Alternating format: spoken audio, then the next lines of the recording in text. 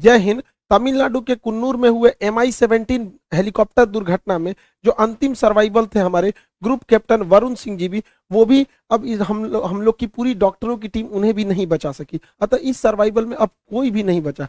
हमारे CDS Bipin Rawat sir जी का जो इसमें एक दुखद घटना हुई थी, तो अब इस विमान जो दुर्घटना हुआ हेलीकॉप्टर, इसमें किसी की भी अभी जान नहीं बचाई सकी।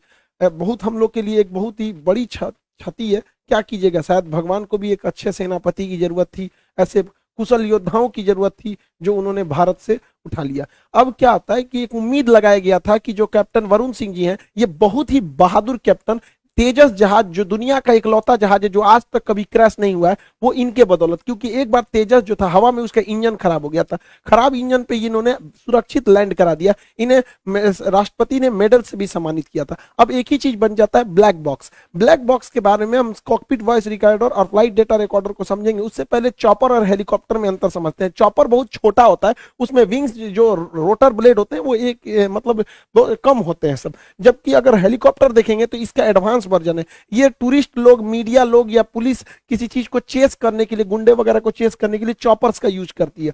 जबकि हेलीकॉप्टर जो होता है इसका एडवांस रूप होता है, इसमें आर्मी मिलिट्री यूटिलिटी के लिए यूज किया जाता है, इससे बहुत एडवांस होता है हेलीकॉप्टर। तो बिपिन रावत सर का MI-17 V5 दुनिया का लेटेस्ट हेलीकॉप्टर में से था। इसमें हर तरह की सुरक्षा चीजें थी। तो हम ये विमान जो दुर्घटना हुआ है वो हेलीकॉप्टर क्रैश है, ना कि चॉपर क्रैश। देखिए, जब कोई व्यक्ति की मौत हो जाती है तो मौत का कारण पता करने के लिए पोस्टमार्टम किया जाता है।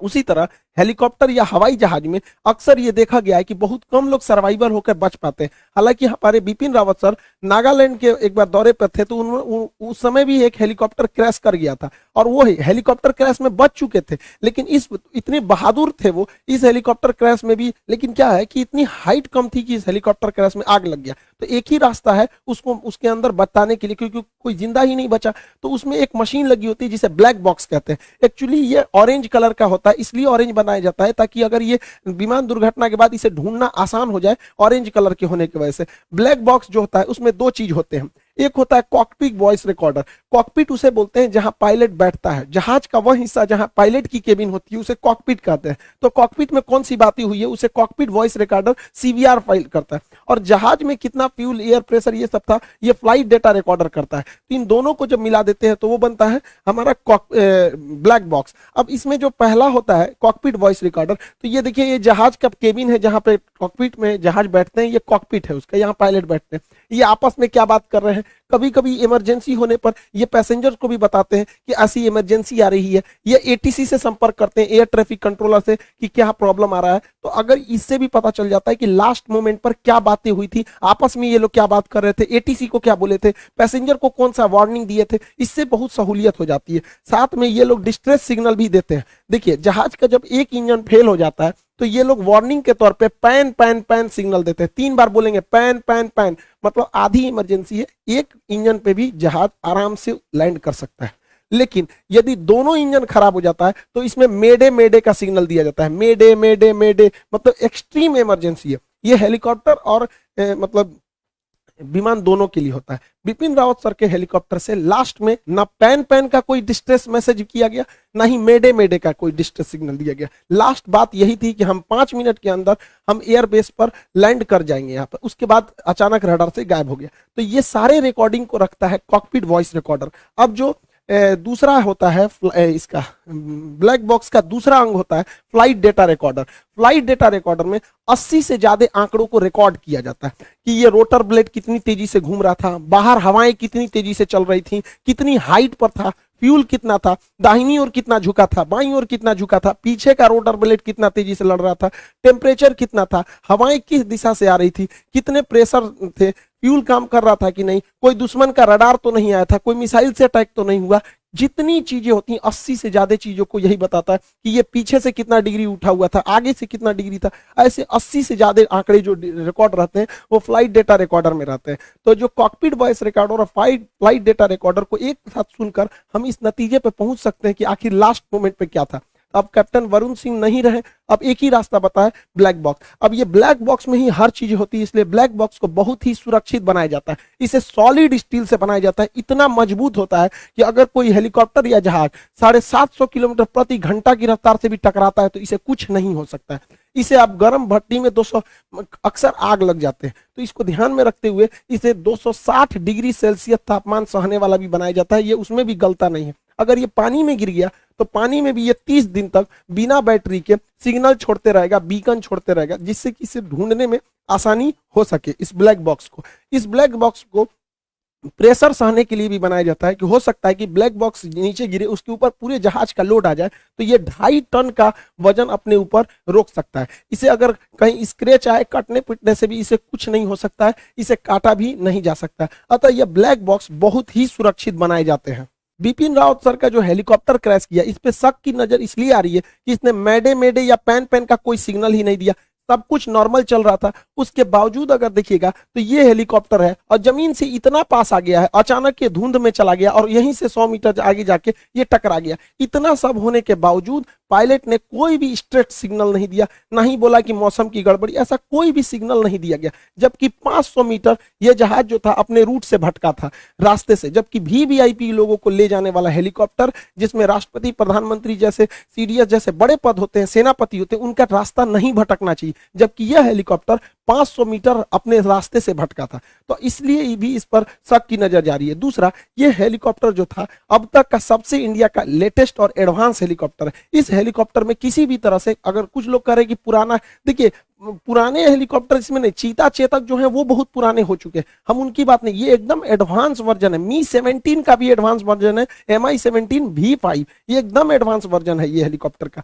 तो लेकिन अभी जब तक कुछ नहीं कहा जा सकता अभी, क्योंकि कयास ऐसे भी लगाए जा सकते हैं, क्योंकि बिपिन रावत सर जो है ये बहुत मुखर थे, ये चाइना के प्रति, पाकिस्तान के प्रति बहुत मुखर थे। 370 हटाए जब गया था तो फुल कॉन्फिडेंस में गवर्नमेंट को इन्होंने लिया था, या गलवान की इंसिडेंट में भी। अब नरवणे साहब को ये जिम्मेदारी देखिए अब किस तरह से आगे होता है। हालांकि सेना के सभी अंगों में जो भी कमांडर के रैंक पे है, जो सेनापति है, उनमें योग्यता की कोई कमी नहीं रहती है। कोई होते हैं कि कुछ लोग मतलब अपनी जनता के प्रति अपनी पहुंच को बना लेते हैं, उनमें एक डायनेमिक रूप में थे हमारे बिपिन रावत सर। इनकी तो कोई क्षतिपूर्ति कर ही नहीं सकता है। लेकिन भारत में शेरों की कमी नहीं है। हमारे देश में जब भी लोग रहेंगे, हमारे बिपिन रावत सर का नाम हम लोग हमेशा याद करते रहेंगे। वो हमारे दिलों में है। भगवान को भी ऐसे ही सेनापति की जरूरत थी, इसलिए वो ले गए लोग। इनको हम सच्ची श्रद्धांजलि देते हैं। ये एनडीए से थे, फिर सीडीएस में ट्रेनिंग लिए, आईएमए में ट्रेनिंग लिए, उसके बाद से ये इनके पिताजी की ही कमांड में ये भी आगे गए, एक छोटे से गांव से निकलकर एक देश के सेनापति के पद को संभाले। इस पल को कोई कैसे भूल सकता है जब बिपिन रावत सर जो है वो मेडल दे रहे हैं, बेस्ट कैडेट का वहां पे ट्रेनिंग कर रहे हो। हमारी भी कोशिश रहेगी कि आने वाले समय में जो सीडीएस साहब हैं वो हमारे बैच के बच्चों को भी कैडेट का, बेस्ट कैडेट का अवार्ड दे सके, चाहे वो एयरफोर्स में जाए, आर्मी में जाए, नेवी में जाए। हमारी भी पूरी कोशिश रहेगी। यही सबसे बड़ी श्रद्धांजलि होगी हमारे बिपिन रावत सर को, कि गांव के लड़कों को भी आगे पहुंचाया जा सके एनडीए और सीडीएस में। देखिए, तीनों सेनाओं में जाने के लिए सबसे बेटर रास्ता होता है NDA, national defence academy. 12th के बाद इसमें जाया जाता है, 900 नंबर का एग्जाम होता है। इसको पास करना, पढ़ने वाले ने इसमें पास करने के लिए एक खास तरह की स्ट्रेटजी चाहिए। हम लोग जब पढ़ते थे तो 2+2 स्ट्रेटजी को लगाते थे और वही 2.5-3 महीने में आराम से रिजल्ट हो गया। एसएसबी हुआ, फिर हम लोग का मेडिकल में हो गया, वो अलग बहुत 10-12 साल पहले की बात है हो गई है। तो हमारी कोशिश यही है कि जो बच्चे गांव की पृष्ठभूमि के हैं वो कहाँ से इतनी लंबी फी एफोर्ड कर पाएंगे। हमारे पास एक लड़का आया था करने के लिए कि सर हम इंडिया में 40-50 हजार रुपया फीस दे के आए, गांव का लड़का नहीं दे सकता है। हमारी सोच है, हम सोचते हैं कि गांव का एक लड़का जिसके पिताजी अगर ठेले पे सब्जी भी बेचते हैं तो वो एनडीए क्लियर करे और आगे जाके वो पायलट बने, ताकि वो माँ बाप का साथ देश का भी नाम रोशन कर सके। इस वजह से इंडिया में सबसे नॉमिनल फी में, जिसको हम बताते हैं ना, एक रिक्शे वाले का भी लड़का इजीली एफोर्ड कर सकता है इस 3 महीने के सिलेबस को। तो हम लोग ये, हमारे हिसाब से हमारी यही श्रद्धांजलि थी कि हम उस खाली जगह को भर सके, ताकि देश में तो वीरों की कोई कमी नहीं है। तो हम नहीं जा सके, आउट हो गए एनडीए से, लेकिन हमारी कोशिश रहेगी आने वाले वक्त में ज़्यादा से ज़्यादा बच्चों को, गांव के बच्चों को जो गरीब हैं उन्हें वहां पहुंचा जा सके।